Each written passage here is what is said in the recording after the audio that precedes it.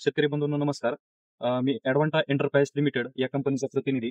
आपण या ठिकाणी एका भेंडीच्या प्लॉटवर उभे आहोत. आपल्यासोबत आपले शेतकरी पण आहेत. ॲडव्हान्टा कंपनीचं नवीन समोरचं येणारं वाण या ठिकाणी त्यांनी लावलेलं आहे. त्यांचा अनुभव व त्यांच्याकडून या वाणाबद्दल माहिती जाणून घेऊ.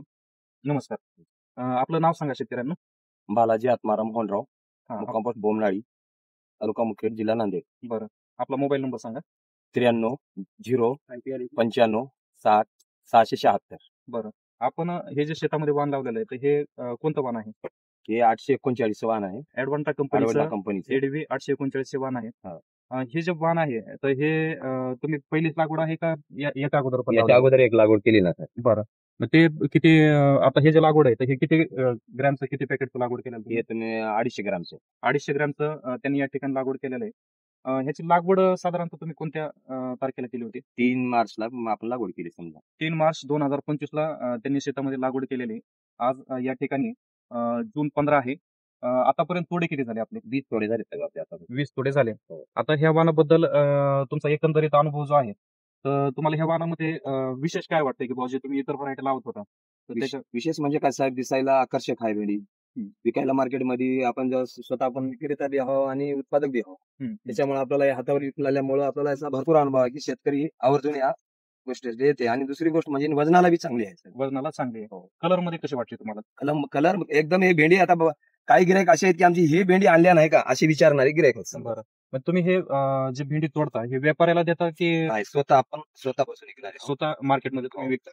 मग इतर तुमच्यासोबत शेतकरी असतील, त्याच्यातून ह्याच्यात काय तुम्हाला फरक वाटते ना साहेब. आपली भेंडी जोपर्यंत विकत नाही तोपर्यंत दुसऱ्याची भेंडी विकतच नाही अशी आहे. बरं. आता हे एकंदरीत जो प्लॉट आहे आपण या ठिकाणी पाहू शकता.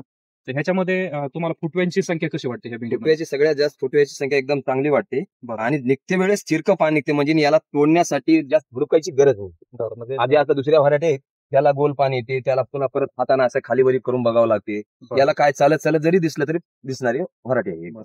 आता एक झाड जे आपण या ठिकाणी पाहिलं, तर सरासरी त्याला किती फुटवे दिसतात तुम्हाला? सरासरी 7 8 हा. 6. म्हणजे साधारणतः 5 6 7 हो, असे रोज फुटवे आता दिसतात. समजा ह्या एका झाडाचे समजा रोज 4 5 भेंडी निघू शकते. आता दुसऱ्या व्हरायटीच्या आहे ते 1 2 भेंड्या निघू शकतात समजा. बरं. पण याची आता प्रत्येका फाट्याला चालू झालेली आहे. बरं. एक निदान 8-10 दिवसाच्या नंतर हे फाटे फांदे जे फुटले हा. त्याचे पण चालू झाले. बरं. याच्या तुम्हाला आणखी एक प्रश्न विचारतो. याच्या अगोदरचा जो प्लॉट होता, हो. तर त्याच्यामध्ये 250 ग्रॅमचंच लागवड होतं तुमचं. हो. तर त्याच्यात एकंदरीत किती उत्पादन झालं तुम्हाला ते 250 त्याच्या ग्रॅम? जवळपास 70-80 हजार रुपयाचं उत्पन्न झालं. त्यावेळेस भाव बी असा 60 रुपये किलो भाव होता. बरं. आणि 70-80 हजार रुपयाचा एका प्लॉटला उत्पन्न झाले. उत्पन्न झालं. आता हा जो प्लॉट आहे ह्याच्या 20 तोडे तुम्हाला झालेत. हो. आतापर्यंत सरासरी किती उत्पादन? आता बघा की साहेब, रोज 40 किलो माल निघू शकते. बरं.